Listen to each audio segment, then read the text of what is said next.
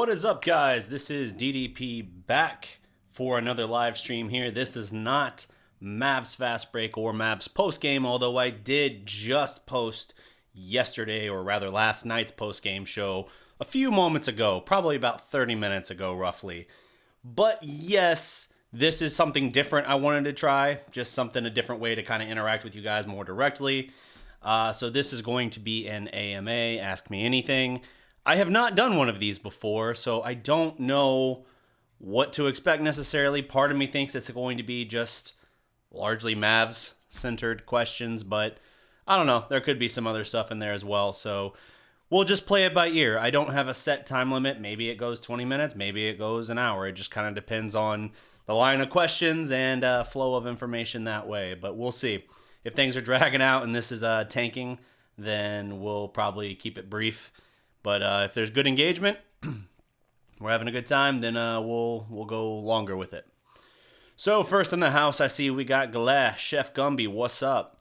Rangers King 669, he hits with the first question. Am I ready for the Uncharted movie? I have been ready for the Uncharted movie for 10 years. Like, since they first talked about that movie back in, 2007, 8? I mean, we've seen the lead change from Mark Wahlberg to several other people as well, and now Tom Holland, and we're looking at actually getting going finally on production. I am excited about that, although I am anxious as well. I understand that they're not going to just lift one of the plots straight out of one of the games. By the way, the Uncharted series is one of my probably two favorite game franchises. The other one being, as the shirt I'm wearing shows, Metroid. But yeah, I don't think they're going to lift a plot straight out of one of the games, and so I'm curious to see kind of how they cast things out. I think Tom Holland is, I know he's in his early 20s, but he's really young for Nathan Drake. So unless they were to do it in a way that said, hey, he's like a younger version of him, but that doesn't appear to be the case. So I don't know. This could be a reimagining, which completely opens the door to who knows what. I will be anxious about it because that is a franchise near and dear to my heart for sure. Redbeard Sports, who on the Mavericks is the biggest disappointment and should they be traded? For me, for how I hyped him up and how he's performed, the biggest disappointment is unquestionably Justin Jackson. I think he showed flashes early in the season, and he's kind of fallen off a cliff, and I don't know why that is, because the Mavericks have remained one of, if not the absolute best offense in the league in terms of efficiency, points per 100 possessions, and he's just not finding it right now. You saw Dodo take a huge step forward, and Jackson, despite all the buildup we heard in the offseason from team officials and coaches saying, hey, this guy's really stepped his game up, and he looks like he's ready to break out, you just haven't gotten that from him, and that has been a disappointment for sure. So, I don't know. I wouldn't say he's performed the worst this year in terms of guys we play, but I would say he's my biggest disappointment. Now, should we trade him? I mean, if we had made a move at a deadline, he would have made sense to move, but, we'll see what happens this summer. He's, I think, got next year as well on his rookie deal. So, a little bit of maneuverability there, but I don't think it's going to be anything significant by any means. Let's see here. What do the Mavs need to advance in the playoffs, asks Jason Bryant. Advancing is a whole nother challenge. I mean, there's a couple different answers you could give on that. You could view it either from the perspective of the defense needs to improve. That was a huge issue, but really lately right now, the big thing for them is bench play. The bench production has dropped off. Dwight Powell, as maligned as he's been even on this show at times, he's really, really struggled, or rather the Mavericks have struggled to make up for his absence. They went and got traded for Willie Cauley-Stein, but they barely play him. He's been away from the team now for 3 or 4 games, it seems like, for personal reasons. So they're not getting that production. Now, they have moved KP to the 5, and he is performing great at the 5, even though he had a shaky game last night. But they just don't have that element to their offense that was so vital. That was one of their most productive lineups had Powell in it. And I think that's something that they're struggling to kind of replace within the flow of the offense. Meanwhile, to try and make up for that drop-off in productivity, they've moved Seth Curry, more regularly into the starting lineup, which I like that because as you saw last night, gives him more opportunity to go off. Best game of his career, 37 points, 13 of 15 from the field, 8 of 9 from beyond the arc. Phenomenal. Career high for him. However, our bench now seems kind of barren in terms of production. Like, DeLon Wright has not panned out for the Mavericks. That would have been, by the way, my runner-up for disappointment, although I think he still gives you a lot at times. I think he's a fine bench player. I just think that for what they sold us or tried to sell us on him being the new third guy, he's never come close to that. And so that's something that I think is a little bit of a disappointment. But there's just not enough going on there. JJ Barea, without Powell, it looks like he's had a little bit of tunnel vision. And they got to figure some things out with the bench because it's hurting them right now. So either get the bench figured out and sorted out, get some more minutes out of MKG, although by no means is he a great offensive weapon, or just focus on trying to shore up the defense a little bit. As far as advancing, I don't know if it'll result in that, but at the very least, it should help them out and give them a better chance.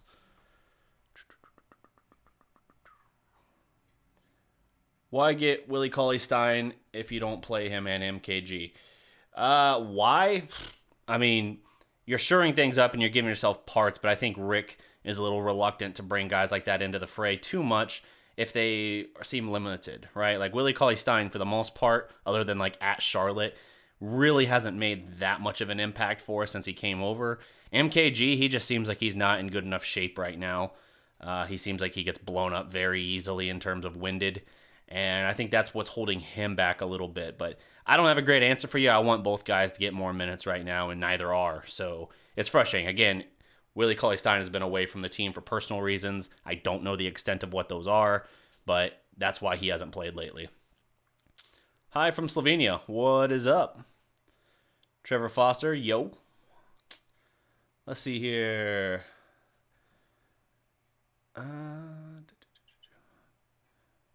Isaiah says the unconfirmed story with Willie Cauley-Stein is he just had his son and is away from the team. Gotcha. Well, he's been gone for like 3 or 4 games, it seems like now. So I understand by all means. I know it's a fairly common thing now that even the father in a case will take a week or 2 away from work if they have a child. And I think that's a good thing, but you don't usually see that happen with professional athletes. I'm not going to try and sound hypocritical about it, but we definitely need to get him back. So the sooner the better. Do you like superhero movies? Asks Trevor Foster. Yeah, I do. I mean, I'm a little bit skeptical moving forward right now because, obviously going through Endgame, up until that point, I had been seeing basically every superhero movie that came out, whether it was Marvel, DC, whatever. I was checking them out, and I don't think it's fatigue by any means, but I do feel like once you get through a 22 movie arc, this massive, never before done thing, it's kind of like once you hit reset on that, it's kind of like, ooh, this is going to be exhausting. This is a lot of mostly new stuff that we're going to be working with, and so all that connection that you had established kind of gets set away now, and that kind of has me a little skeptical about it, right? Like, I'm still invested in the Tom Holland Spider-Man. Looks like we'll get one more movie for that. I'm still invested for now in Guardians of the Galaxy and interested in that, and Thor is with them now. So I'm curious as Guardians of the Galaxy, as I think the next movie is going to be called. So I like those and I follow those, but I do think that to some extent I will step back just a little bit instead of watching every single one of these that comes out, just because of mild fatigue and just the fact of like, okay, this is a huge undertaking to stick with, and I don't know if that's how I want to spend my time necessarily when I can be putting together or either writing myself and putting my own stories out there, or just putting out more content for Prospect and things like that. Of course, if I'm doing film reviews, those are going to be in high demand, so maybe I've hamstrung myself there. DeLon Wright has been a huge disappointment, says Goulet. He's definitely been in a disappointment, for sure. Who do I want the Cowboys to draft? Asks Say Primetime. They have some different options to consider. I really think I'm starting to get more and more the feeling that what they're going to do is, and this is just a gut feeling. I haven't done a deep dive yet on the draft. I'm not per se draft guy, whether it's Mavericks or Cowboys, but I do see kind of some rumblings that they might be interested in going receiver, like tagging Amari Cooper now because they love what Michael Gallup brings to the table, and they believe he can be a number one option with time.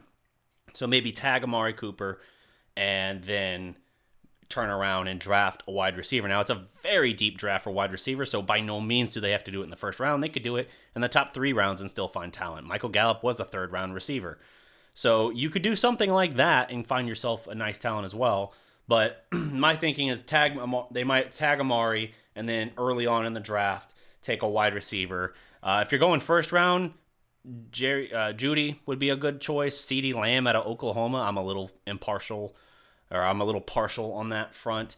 But CeeDee Lamb looks like a beast. And if you could get him, that is a game-changing wide receiver to add, I think. I think he's probably the best single receiver that's come out of Oklahoma since, as long as I've been following the team, so at least 2000. Something to really consider there for sure. Who do I think the Mavericks will play in the first round? Asks Trevor.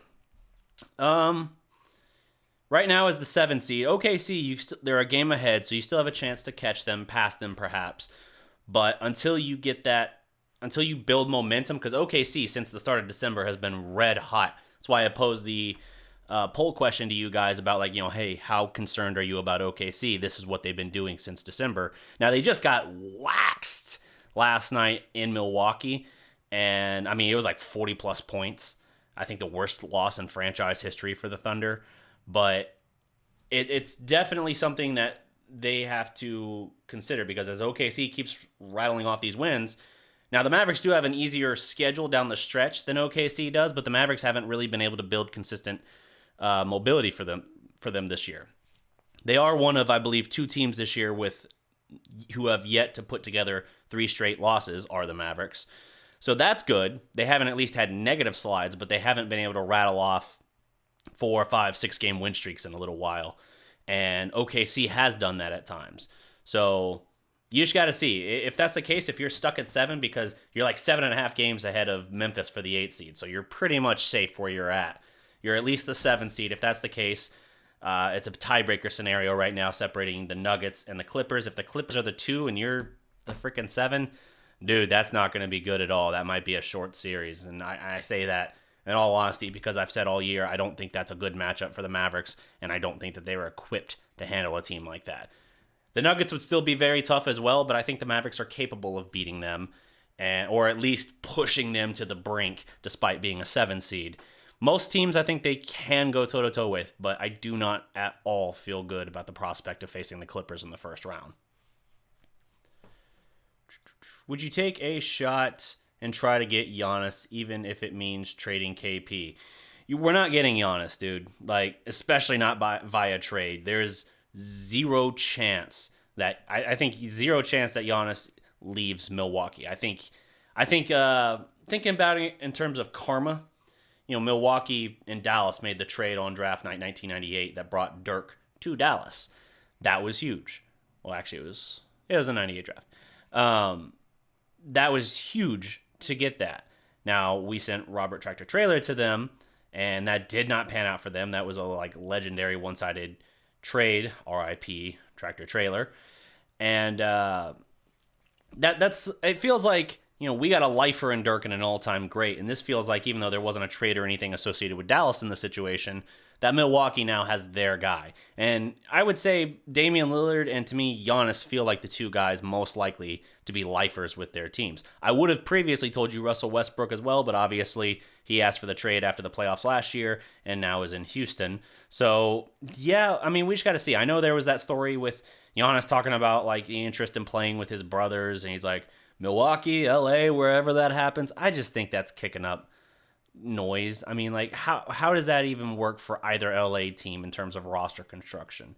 It just feels very tedious to go that route. I think he stays in Milwaukee. So do I think it's worth trading KP or trying to get our hat in the ring? If he's actually looking to leave, yeah, by all means, reach out. But trading KP, no, I don't think that's the way to go about it because, one, I don't think that's going to be enough to get him from Milwaukee. I think if Milwaukee loses him, I think it's either a sign and trade at the last minute or it's just he walks. I don't think they would pack it in and just say, all right, screw it. We're gonna accept whatever deal for him. Should Dallas make a trade at the draft, and if so, for what? I don't like the idea of the Cowboys making trades in the draft because when you do that, no matter how you move up, you're sacrificing draft picks, obviously. Now, sometimes you can finagle it where it's like, hey, if you let me move up this much in this draft, I'll give you a draft pick from next year, and then you can kind of plan around that. But when it's a situation like when you're having to give up a draft pick in that same draft, I hate it because inevitably you're giving up 2 picks for the sake of 1, and this is a team that I think has a lot of needs. So especially as we were talking about earlier with regard to wide receiver, this is a really deep wide receiver draft. It would be very foolish, I think, to go ahead and play it that way where you say, all right, I'm going to trade up to get this guy. Dude, it's not that, you could have still gotten this quality guy here and then kept this draft pick, which would help your team over in this area. Like, that's a foolish investment that way. So do I think they'll do it? I think they're much less likely to do it now than they used to be. But, I mean, we'll see. The Cowboys like to steal the show, and if they make some kind of big trade, that would do it. So I don't think they will. I think Stephen Jones is more frugal about those kind of moves, and I think they trust in Will McClay to find them quality guys in the draft where they don't have to reach too much. Because think about the last time they really reached. That was Mo Claiborne, and that was a disastrous pick, and they traded up for him and made it all the worse.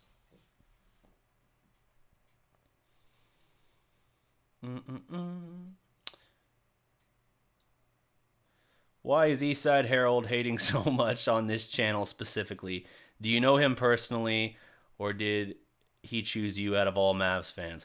I have no idea who Eastside Harold is. I have no idea. Never met him, never had a conversation with him. The only interactions that there have been whatever you guys have either seen in a stream if I bring him up, like address him in the comments or in the comments of like the community post. Don't know him, don't know who he is. I just assume he's a Houston Rockets shit poster. Just talking trash to the Mavericks because Dallas and Houston, those sports franchises, regardless of which sport we're talking about, don't like each other. In fact, it's arguable that Dallas and Houston just as cities don't really like each other that much. It's a rivalry, and I think for that reason alone, he's just kind of talking shit. But I don't bother with it most of the time because the thing that he doesn't wrap his head around, and I think he also goes in and dislikes every video I post too, because no matter what the video is or how well I think I did with it, there's always one downvote, and I know he kind of creeps on things because he's usually one of the first people to comment if he comments or something like that. What he doesn't understand is whether he likes the video or dislikes the video, or even just when he leaves a comment and views, he's not tearing down the channel. He's actually helping me with analytics because any interaction at all on YouTube registers as a positive. I mean, I could have a video that was overwhelmingly disliked, which thankfully hasn't happened, and it would still be positive in terms of traffic for the video because it's community interaction. So he does it just for the sake of it. I don't even think it's malice. I just think he likes to talk smack, and whenever his team's not doing much or when the Houston Astros get caught cheating, suddenly he disappears. He doesn't want to talk about it. So, he can do what he wants. I don't ban people from the channel. I largely believe in all free speech here in the community. As long as you're not posting stuff that's going to get my channel taken down or something, I pretty much give you guys reign over how you want to discuss things, because I think that's the way to go about it. How is the degree going? Further grad and post-grad study planned, asks Isaiah. The degree's going well. I'm still in the middle of midterms. They finish up end of next week. Next Thursday is my last midterm. I'm in 4 classes right now. My lowest grade in any of those classes is like a 97. It might round up to a 98, honestly. I don't know. But I've been doing very well thus far. And even on the 2 midterm exams I've had thus far, I've gotten a 95 and 96 respectively. Or excuse me, 94 and 95 respectively. And so that's going well. it's just a lot of work, a lot of energy, and I know it's taken me away from the channel more than I want it to, but there's no other way for me to do this. Like, I have to put this energy in because I need to finish what I started. Like, I started going back to college 3 or 4 years ago, and I made good headway, but then I allowed myself to kind of drift away from it, where I was like, oh, I'll take a semester off, and then life got crazy, and then I completely stepped away, and then it was like I blinked, it had been 3 or 4 years, and I've regretted that. And I'm like, okay, well, I'm still serious that I want to do this as a profession eventually, where it's either something in broadcast or sports journalism in general, just sports in general. And because of that, I was like, okay, I need to be serious about this. I need to sit down and actually try and finish what I started. And so I re-enrolled back in school to finish it out. And sure enough, right after I did that, I find out that we're expecting our first child. So now time is going to get even more crazy. But it doesn't make sense, even if I were to try and say, hey, I'm about to have a kid, I have to step away from this or deprioritize it a little bit, because when would it get any easier to do it? Do I have to wait then 5 to 10 years before I could do it? Like, I just have to deal with it right now. That's what it boils down to. So I'm juggling a full-time job, a full-time class schedule, my part-time business, everything I do right here with Prospect, and still trying to juggle my family life and prepping in all the ways necessary around the house for our daughter coming in June. So things are crazy right now, and that's why I try to say, like, I'm very tired all the time. What do you think about the report that the Mavericks are looking to extend Tim Hardaway Jr., asks Cowboy X Factor. What do I think of it? I think it's it's kind of a duh position, right? Like, it makes sense. He is way overperformed for us for what we expected, what I expected. I was one of the harsher critics of him. Although when we initially got him in the trade, if you followed this video dating back to last year, you saw that I actually very positively covered him being included in the trade. And I actually compared his impact to the Mavericks somewhat, although different in terms of style of play. I compared it to the impact Monte Ellis brought to the Mavericks when we acquired him in 2013, when we signed him in free agency. Now, that hasn't necessarily come together. And I was very harsh on him when he was struggling off the bench at the start of this year. I thought he was a black hole offensively, and that he just took some of, as Annie likes to say, the most ignorant shots ever. Ignorant. But he's showed up, man. He fits this team well. He's got a great role with this team. I don't know if you want to be like a deep playoff run team, if you can afford to have him as your third best guy. But defensively, like we talked about, like Danny Green is someone we wanted to get in free agency. He's outperforming Danny in terms of points per game and better defensive metrics as well. So it's been great having him. And yeah, the idea of locking him up long-term about this dollar value makes a lot of sense. We just have to see what it comes down to. Can Justin Jackson get better, or is this his ceiling? Asks Words Are Thoughtful Muser. I think he's fairly close to his ceiling, in all honesty. But I would tell you, I also think Jalen Brunson is close to his ceiling. Part of why Brunson fell in the draft to the second round, despite all of his numerous accomplishments in college, is because there were questions about how much better he could get. And because he was a guy that stayed there at Villanova for 3 or 4 years, there were questions about that too. An older prospect, which in the NBA just means 22 or something. That's a different viewpoint perspective of that. And I think in the case of Jackson, I think he stayed 2 years at North Carolina. And, you know, he was the very back end of the lottery in the same draft that Dennis Smith Jr. came out. And I think as a result of that, the perspective is he's a nice player. He can be a nice player, but I think he's fairly close to his ceiling. His three-point shot's great, but defensively he's not that strong. I thought last year he was, in the sample size we had with him on this team, I thought he ranked up fairly well with Dodo, but then Dodo took a huge step forward this year. Still inconsistent for Dodo, though. It's not by any means like I know Dodo's shooting a great percentage from three, but he's not scoring a bunch of points. It's not like he's giving you 9-10 points a game on 40% three-point shooting plus defensive lockdown. But still, Dodo has certainly separated himself. And at this point, you start to kind of question a little bit, does Jackson have that next level he can get to? I'm not sure. I would guess that he's probably pretty close to that ceiling now. Cowboys are bringing Dez back, though. Cowboys, dude, I'll believe it when I see it for the Cowboys bringing back Dez Bryant. I'm serious. He's 31 years old. He's been out of the league a couple years now. He's coming off of the Achilles injury. Who do you take snaps from? Like the Cowboys have said, they want to keep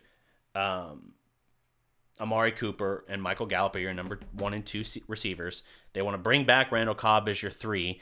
Oh, do you think Dez makes more sense in the slot? Dez has never been a slot receiver in his life, and he was, even in his prime, criticized often for not being a polished route runner by any means. So the slot is all about route running. Doesn't make sense to put him in there. So he's not a top 3 receiver. You're going to make him your number 4 receiver? That was Tavon Austin last year. Fine, yeah, flick him away off the team. But here's the problem with that. 1, Dez does not play special teams. He doesn't return punts or kickoffs or anything. He hasn't done it in 7 or 8 years, so take that off the table. 2, Tavon Austin got about 17 snaps per game last year and had about 13 catches on the year. Do you really think Dez Bryant is going to be okay coming back to the team but having that small of a role? I can't see it.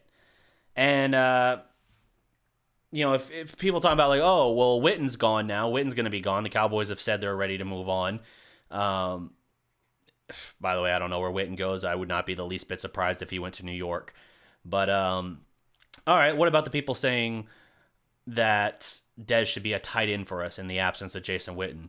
Dez isn't a great blocker. He was good when he was like in his physical prime, but he's not really the size you want for a tight end. Height-wise, fine, but he doesn't have the mass for him that you would probably want. He's never played tight end, and I thought the whole thing we talked about was wanting a pass-catching tight end, which, yeah, that's what Dez would be, but you wanted to see more of like Blake Jarwin, or you wanted to draft a guy or something like that, and now you want to bring Dez in at 31 years old who hasn't done this position ever to play him there. It doesn't make sense. I don't see it is what I'm saying. And I know Dez has been putting out all these workout tapes, and according to people inside the Cowboys organization, they're not even impressed with the tape. They actually think it's bad that he's putting out all this tape.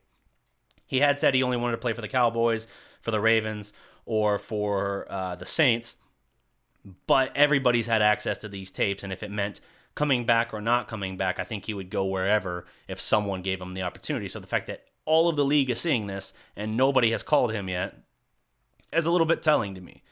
I don't see Dez making it back, but if he does, more power to him. It'd be a great story if he came back, and I'd hope he'd be successful. I just don't see it happening, let alone here. No real super teams. Great time to join the party. Not sure what you're referring to. Any resources where I could learn the game?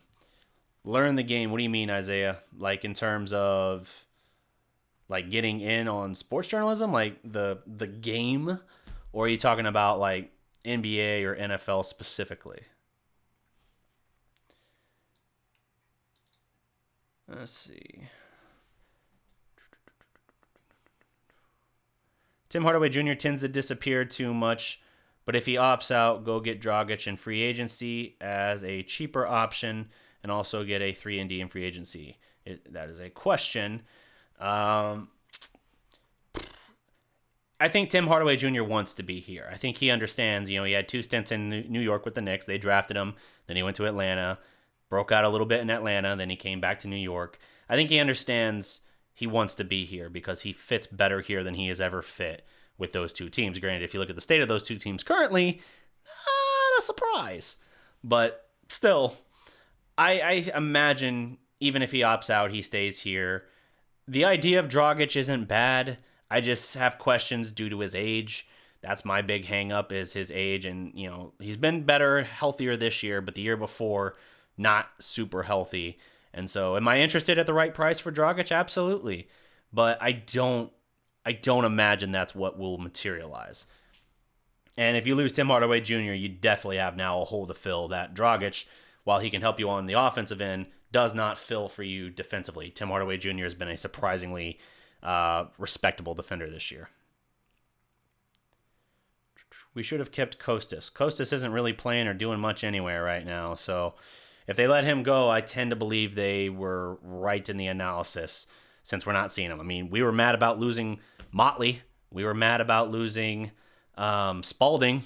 Neither of them have gone away and done anything. So, when you're starved through a rebuild for any kind of prospect, you hang on to these guys, you clutch onto them, and just hope that they can become something. And then when the team moves on, you're kind of like, but I thought he was going to be one of them. But then you see where that guy goes and see what they do, and you kind of realize, okay, so he wasn't going to break through probably. That's the state of all of this. How does Luka get better from here? Well, he needs to work on the consistency of his three-point shot. I think he needs to work on definitely taking easier three-point shots. He loves the step-back attempts, more step-backs than anybody not named James Harden. And the problem is he's not shooting them at a great percentage. His free throws have been a bit up and down this year in terms of percentage, but he's admitted it. He gets too much into his own head. If he's missed 3 or 4 free throws, he's thinking about those at the line. And so I wonder if, by extension, he's doing a similar thing with his three-point shot where he's suddenly taking the shot with that somewhat negative framing in his mind of, oh, please go in, or, oh, please don't miss. Something like that. He needs to keep his focus. The shooter mentality, to quote the late, great Kobe Bryant, the Mamba mentality, you have to basically, in your mind, believe every shot you take is a kill shot. You have to take every shot like it's just going to rip the soul out of your opponent. And at times you see that from Luka, but you can see where he gets into his own head a little bit. If he can take care of those two things, he's been much better this year at actually attacking the basket and getting into the paint and finishing at a very good rate there. But I want to see some more of that from him. He's gotten better in recent weeks as well in terms of getting KP involved in the offense. So you're seeing them gel better together than they did through the first half of the season. Also good. But I want to see more of that. I want to see times where he trusts his teammates a little bit more and doesn't make things more difficult on himself than he needs to. Defense, sure, yeah, you'd like to see any young player improve defensively, but Luka's not terrible defensively. I think he has it's weird to me that Luka gets criticized for his defense more than Trae Young, when Trae Young is god-awful defensively, and Luka is at least okay for the most part.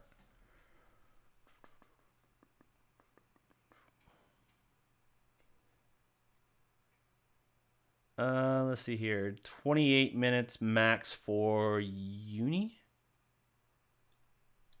Not sure what you're talking about.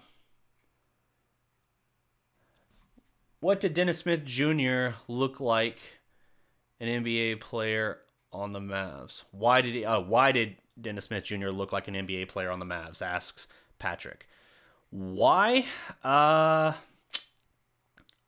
would probably say, I don't know why Nightbot's picking on Ahmed.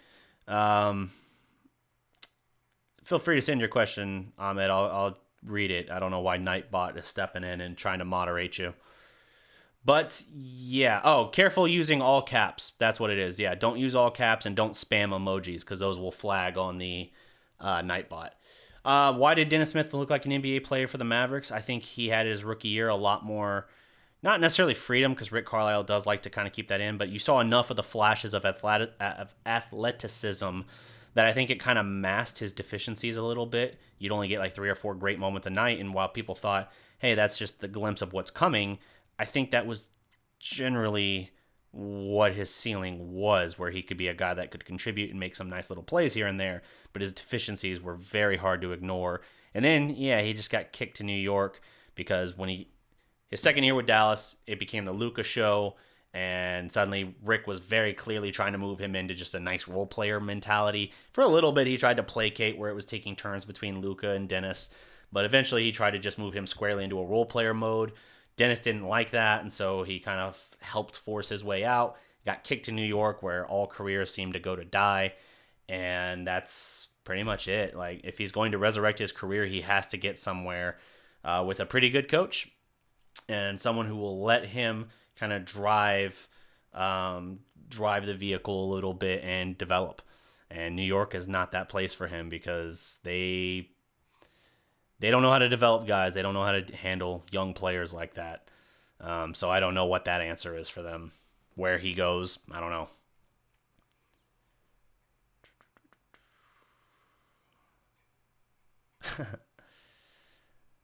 Football talk is like Chinese to me right now, says Isaiah. Gotcha. Well, there's not a ton of football talk these days on the channel, but I'm certainly still capable of doing that. American football, NFL, gotcha. Yeah, I would just encourage you to kind of watch some of the videos I do when I do football talk and just kind of follow those. You hear me talk about them enough, you'll start to kind of piece it all together. Other than that, you kind of just got to watch a game. Am I watching the XFL? Asks Jeffrey. I have watched the Renegades play, and I've had mixed feelings on the XFL thus far. While the production and coverage is certainly unique, and I see a lot of ways that the NFL, a lot of methods and techniques they use that the NFL will guaranteed adopt for their own presentation, I have some mixed feeling because I just don't see the caliber of player where it needs to be. The quality of the talent is not good enough, and it's not such that it's a viable product. Because sometimes I'm watching, like that first week, I understand for the Renegades, Landry Jones missed their starting quarterback, missed the first game of the year, and they had their backup in. But that was a brutal game to watch, dude. That was like, I could have rattled off 10 or 12 college teams I think would have beaten the Renegades on that game, including Landry Jones's alma mater of Oklahoma, and head coach Bob Stoops is where he built his legacy and everything. So I'm watching it. I haven't covered it yet, even though I've been tempted to, just because I don't think the level of competition and the ratings as it would translate to this channel makes sense to do it. But we'll see. I mean, the USFL in the 80s competed with the NFL too, but it actually got substantial talent, right? Like Montana, it got a lot of great talent in the 80s, and even that only lasted 3 years. So you just have to see. You have to see how it's going to hold up financially over the course of that time. It's got some encouraging signs. They did a better job setting it up this time than they did the original one in 2001. But you just have to see how it's constructed and if it can hold up. If the ratings can sustain long enough for actual real talent to come in and lift the organization as a whole to a higher level, because the quality of play I don't think is going to hold on, especially starting the week after the Super Bowl. I'm football exhausted right now because I've yet to have a week without football. Like, even when the Cowboys weren't in the playoffs, I still follow the playoffs like on my own, follow the Super Bowl, and then next week, here you go, XFL, and it's just like, oh my God, we've been doing this since like August for training camp. Like, I need a break, guys. I need a break. Let's see here. Would you like to get Evan Fournier? Would he be a good fit for the Mavericks? I was interested in him at the trade deadline. I actually wrote a piece early in the year for the Mavericks about trade targets I was interested in for them, and I did have him on my list. Would I be interested in them doing that this summer? Yes, but you got to see where things shake out, because usually you don't get a lot of trades in the summer unless it's like substantial something's moving. But we'll see. Maybe it's something that they can take a look at for sure, because I do think he would add some value to this team. Especially would rather have him over like a Justin Jackson at this point. Have you kept up with college basketball? Who do you like drafting in the 20 draft with the Mavs first and Golden State second? Have I kept up with college basketball? The answer is no. That is one thing that I do not most of the time follow. I have followed it in the past at times, not for the channel, but just on my own. But admittedly, I follow March Madness. Like, I'm interested in that. I'm engaged in that massive tournament. But I don't follow it throughout the year as such until I get to March Madness. I don't really know specific guys that I would say, hey, this is who I want the Mavericks to look at, or have those discussions with any who is, when on this channel, typically the more draft-oriented guy. But yes, as you point out, the Mavericks do have a real opportunity having their first-round pick this year, plus the Golden State second-round pick, which will be a very high pick, probably in the neighborhood of what they got Jalen Brunson for. If you were the Mavs GM, God help us all, would you get Bradley Beal if I could? I mean, yeah, I'd absolutely be interested in getting Bradley Beal. He's being wasted in Washington, and he's a phenomenal talent. The problem is, what's the cost to get him? Because we don't have a whole lot of leverage we can manage right now to go get him. And I feel like the Wizards are going to ask the world for him. He's a huge contract, but I think it's a guy that would be worth going and getting if you could, absolutely. But I would question someone at that point what the cost would be, because you're probably shipping Tim Hardaway Jr., you're probably shipping at least 1 or 2 firsts, and I'm sure they're sending some bit part back with him as well. Probably like the KP thing where they send back 1 or 2 contracts they want to get off of. Maybe Jan Mahimi is suddenly coming back to Dallas. In that regard, former Maverick and champion Jan Mahimi. But I don't know. I definitely kick the tires on it, but I just get the feeling that Washington wants the world for him. And hey, to lose a guy like that, I understand it, but he's got to force his way out. And while he looks irritated there, I don't get the feeling he's done enough to force his way out. Because especially in the NBA, these days more than ever, the players have the power. Look at Paul George and Russell Westbrook forcing their way out of Oklahoma City to get to their new respective teams. By the way, have you looked at what Paul George's numbers stack up as against Shai Gilgeous-Alexander's? And then you also got, for OKC, Danilo Gallinari. And then you also have that just embarrassment of first-round picks and draft picks they got for Paul George. My God, it's crazy. And then even in the case of Russell Westbrook, I know they didn't really get any substantial picks for him, but Chris Paul has been exactly what the Thunder needed. Like, I can't believe I'm saying this, and you can't definitively say it because obviously if the Clippers win a championship this year or next, just while they have Paul George in the first year or two, then it's hard to argue that they didn't win the trade. But at the very least, OKC did not lose the trade. I think they are penciled in right now, like maybe even written in pen as the winners of that trade.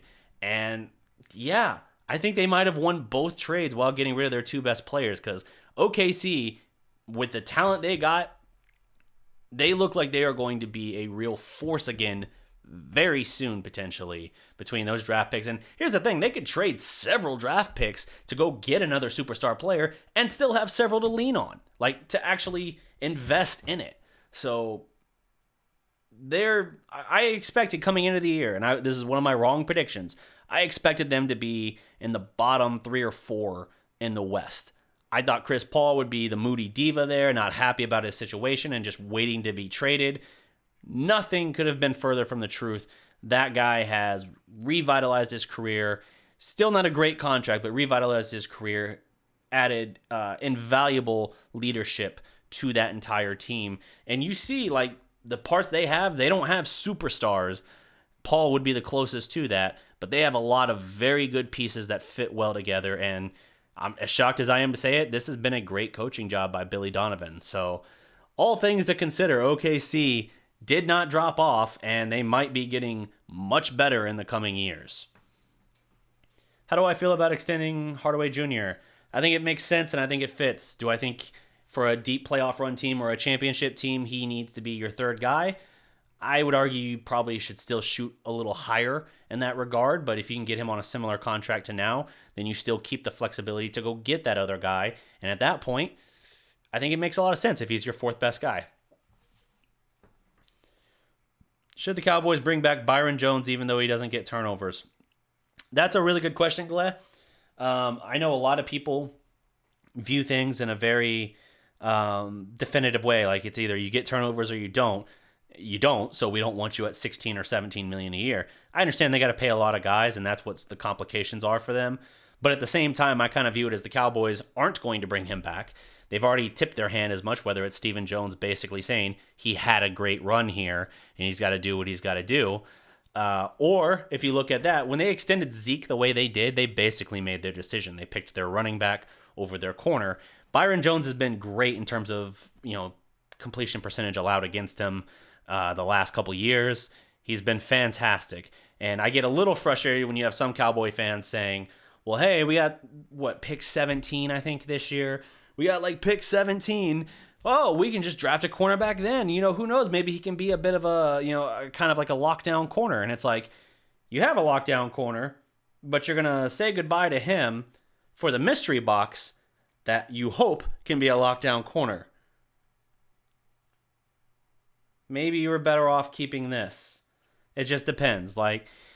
And franchises view it that way. I think the Cowboys secondary is a very big question mark this coming year because I think they're going to let him go. And I've not seen any kind of consistency from Chidobe Awuzie to tell me that he can be that guy for them, that number one cornerback. Xavier Woods, he's got a lot to prove in this next year as well. I thought he was going to have a breakout year last year, and he most certainly did not. And so lots and lots of questions on that secondary, and now they're about to let their best player from that secondary walk, and it's unclear what their replacement plan is right now. So majorly scary there.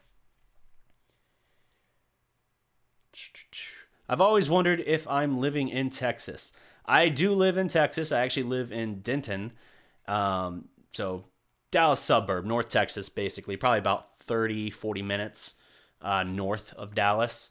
But yeah, I'm originally from Norman, Oklahoma. I've lived most of my life in this area, this general area in the Metroplex here. But yeah. Do you think Cousins can bring something to the Mavs? I don't think that the Mavericks are going to get Cousins. Mark Cuban's even kind of talked about whether it was the buyout market or free agents, that the Mavericks don't have any open roster spots right now, and so he was pretty dismissive of that.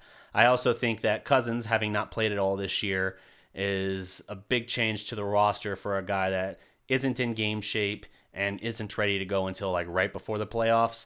So I don't see Cousins coming here. Could it potentially happen in the summer in like some scenario? Possibly, but even then it's kind of hard to see. With all the injuries he's had and his size, I tend to think that his dominant days are done. Let's see. Been going 51 minutes. You guys have been really good on this.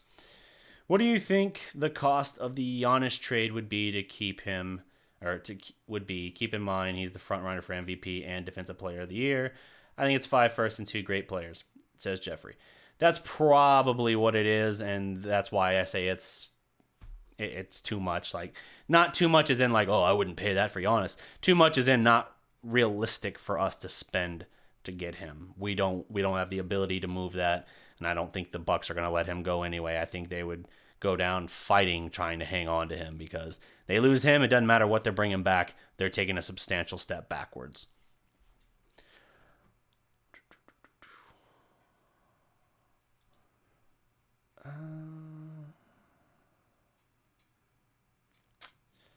We need to get 2 defensive pickups in Willie Cauley-Stein and MKG to be a good defense when they get in shape. Well, they definitely need to. Warriors have been rumored to target Giannis in a sign trade, probably include Wiggins, their top draft pick this year, Minnesota's first and third unprotected. Man, if the freaking, like, I saw that, and my initial instinct was to kind of dismiss it, like, whatever, Golden State's not going to do it. And then I remembered, we were hearing about this time in 2016 that they were a major threat. This was coming from Woj, a major threat, or I think the term he used was significant threat, to sign Kevin Durant from the Thunder. And, Oklahoma City's kind of my secondary team, being from that area. And I was like, okay, yeah, all right. I didn't see it. We go up 3-1 in the Western Conference Finals that year against the Warriors, the 72-win Warriors, and I'm like, And then they collapse, and I'm like, well, that's a gut punch I've not experienced in a little while. Probably not since 2006. And then he goes there, and suddenly it's like, holy shit. So, I mean, you can't write it off completely, but the NBA basketball gods should be a little more friendly to us and say, you know what, Warriors, you just got unprecedented success in your run the past few years. You deserve at least a few years of being back in at least the middle of the pack. So for them to swing Giannis, if they do that, it's the best front office in the NBA, bar none. You could already have made that point for having constructed the team they did and then pulling off the acquisition of Kevin Durant. But if they then get Giannis, holy crap, it's not even fair. Do you think KP should stay put at the center position? Asks Metro LV. Wait, is it Metro or is it Mito? Yeah. Anyway, I think he's better suited here in this offense. I mean, his breakthrough as of late has been with him playing more minutes at center. I think it's not a coincidence that once Powell went down with his injury, although the Mavericks have struggled to replace what he brings specifically to the table, I think it's not a question that his impact has been greater once he's no longer standing exclusively around the perimeter. Granted, he did just take 13 threes, I think, last night. But once you got him more involved in that mid-range game where it was his bread and butter in New York, and getting more involved just in the offense and not just posting up outside the three-point line, I think you've seen a much better result from him. And that's with him playing pretty much almost exclusively at center. I think it's best to keep him there. I really do. That's what I would do moving forward with KP, I think. And what they're going to do long-term, I don't know. I mean, Powell's going to have to come back from an Achilles. That's going to take at least another year before he's completely right. And you still got like Willie Cauley-Stein and guys like that, but we'll see.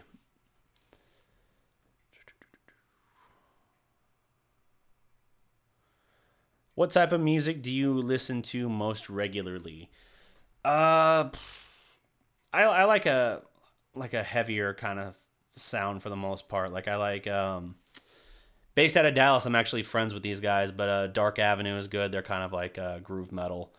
Like a hard rocker, kind of a metal sound for the most part. I mean, it's a varied taste of music. I could pick out all kinds of different stuff that range, but for the most part, I typically like that sort of thing. Like here, let me load up my. I'm not gonna play it because I'm not gonna be an idiot and get copyrighted on this live stream. But if I were to look at some of my music here, just some of the bands, see if it loads. I mean, yeah, I've got some like Rage Against the Machine on here. That's older stuff, obviously. Let's see if it would actually load. A little bit of Motorhead on here, Blacktop Mojo, Bad Wolves, Shaman's Harvest, Downstate, Breaking Benjamin, Fozzy, I like them. Former WWE wrestler, now he's AEW World Champion Chris Jericho, that's his band. Bunch of stuff like that for the most part. One of my favorite bands right now, Red Sun Rising, just announced yesterday they're disbanding, indefinite hiatus, so I'm very bummed about that. Growing up, one of my favorite bands was Sick Puppies. That pretty much rounds out a decent answer for that, I think. Any work on acquiring foreign language? Am I working to acquire foreign languages? I've put in some work learning Spanish. It's still an ongoing process. I am going to have to take a couple foreign language credits to finish out my degree. One of the guys I'm going to work with, the lead singer of Dark Avenue, who I've talked about before here, my good friend Mario Cadena.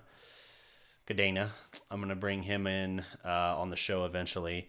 And working with him, you know, he's actually from Mexico originally, so obviously fluent in that regard. And so I'm probably going to work with him to kind of help tutor me for that. But I think that would be probably the only foreign language I have plans to learn right now.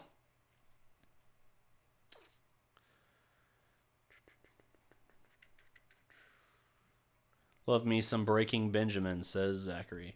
I like a lot of their older stuff for sure. And I would definitely recommend someone checking out like Red Sun Rising, even though, like I said, they just disbanded. There's other stuff in here too, like Five Finger Death Punch, some of their stuff. Here, let me try this. Yeah, it just varies. A lot of times when I write, I like to listen to more like atmospheric music rather than like actual songs with lyrics and all that by rock bands or whatever.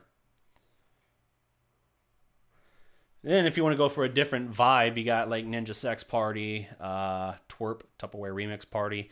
Those are kind of more either silly or in some cases groove kind of mellow sound. I like that. Do I think Tim Hardaway Jr. will opt out of his contract? I think there's a good chance he does. I think he's set to make like $20 million next year. I could see him opting out and trying to get a slight raise, and because of his age, I think he's more interested in getting some financial security, so long-term security in that regard. So I could certainly see him doing something where he opts out now and takes a very similar deal, which either gets him a bump more or at the very least more security in terms of the years than playing out a 1-year deal.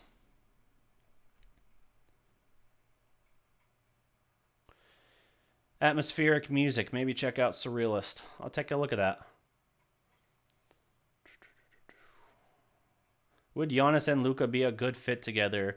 And who would be the ball handler if they go after Gobert? Would he fit with KP? If you had a team with Luka, Giannis, KP, and Rudy Gobert, you're winning 70 games probably. Like 65 to 70 games easy. But I don't see how that could possibly be constructed. Even if it's an either or, Giannis and Luka paired. I think Luka remains the primary ball handler, but it'd be interesting because Giannis does handle a lot of that, obviously, for Milwaukee. So there'd be an adapting period there. But I think, yeah, those talents should be able to work it out and make it work. And then on your other hypothetical, Rudy Gobert plus KP, that would absolutely work well together because, well, KP works better, as I said, at the 5, but Gobert's a 5, but Gobert's a better defender and rim protector, so I'd be interested to see how that works. But yeah, I tend to think a twin tower approach like that. You'd have to see how they could do in terms of like defending the pick and roll, but I think that would be a lethal combination. Do you agree Seth can be a consistent starter? He's a pure baller when given more playing time. I think he's capable for sure. I mean, I've been one of the bigger Seth Curry cheerleaders, I think, for the most part, leading that fan club along for really, the past 3 years. It's just he wasn't here last year. So I think it's possible, sure. Whether it's the right thing to do, I don't know, because right now the bench is really hurting us in terms of production.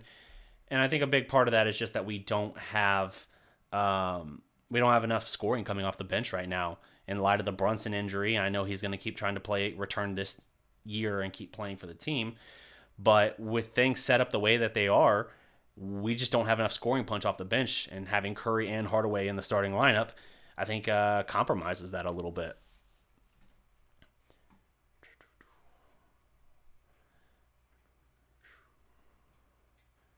Have you ever heard of Dead by April? No, I don't think I've heard of them. Let's see.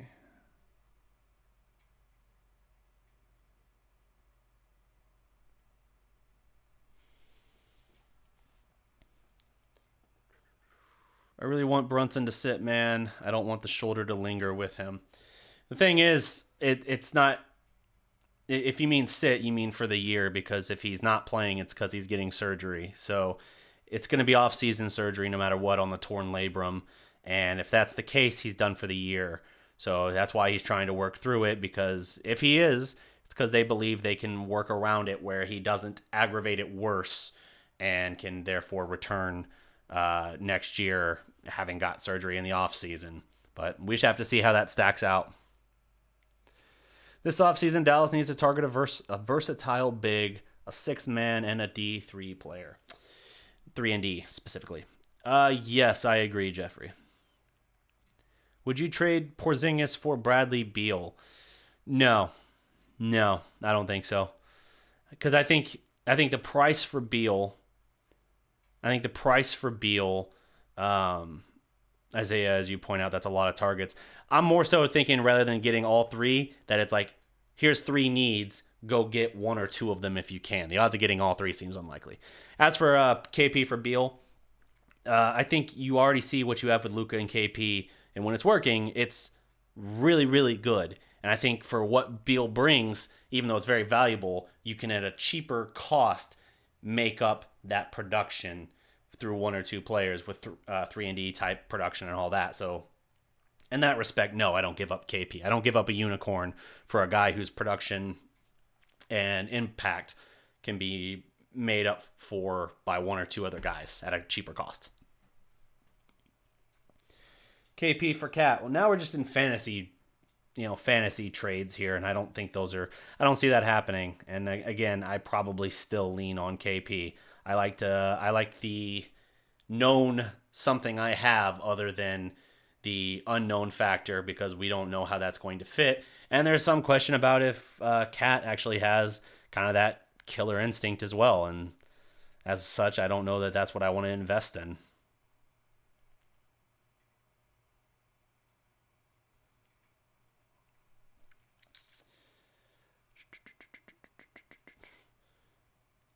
Help the 11 Mavericks with guys sacrificing and putting the team first. It still bothers me a little, though.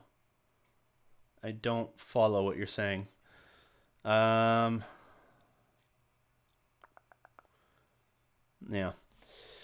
Let's see here. I've been going about an hour and 5 minutes. Nice. Okay, I got time for 3 more questions, and then I'm going to wrap this thing up. Is there any questions you guys have directly for me, other than, I'm just curious, just as a variation, something direct to me as opposed to basketball or football? Just curious. I'll take whatever 3 questions roll in to round this thing out, but we'll see. Would I be in favor of KP recruiting Bertans? Would I be in favor of it? Yes. Will that materialize? I don't know. I'm interested, sure. I mean, that's a factor.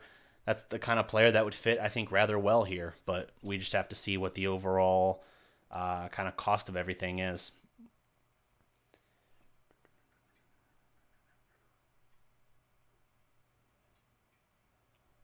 Yes, I agree, Jeffrey. Time for dos questions. Dos preguntas. Shave. Will I shave? Probably not likely. Probably not. Well, if I did, this little illustration here that I had someone make for me probably doesn't work very well, because if I shave, then I look like a 12-year-old pretty much. My face does not work well without the facial hair. If I ever do shave, like completely shave, probably has to be some kind of significant bet payoff, or hell, I don't know, something charity based or something. I have no idea. But the odds of me shaving the beard off is not super likely, I don't think. For one, my wife hates it when I don't have my beard. She likes the beard a lot. That said, I don't think it would go the other way where she wants me to grow it out longer than this. I think she's content with this length. If I started trying to grow like a freaking ZZ Top beard or something, I think she's not too much in favor of that. One question. One remaining question. And then I got to get back to work on, I got a project I'm working on right now that serves as my midterm for one class. And then I've got a paper I got to write as well. And then I got to start studying for my last 2 midterm exams next week.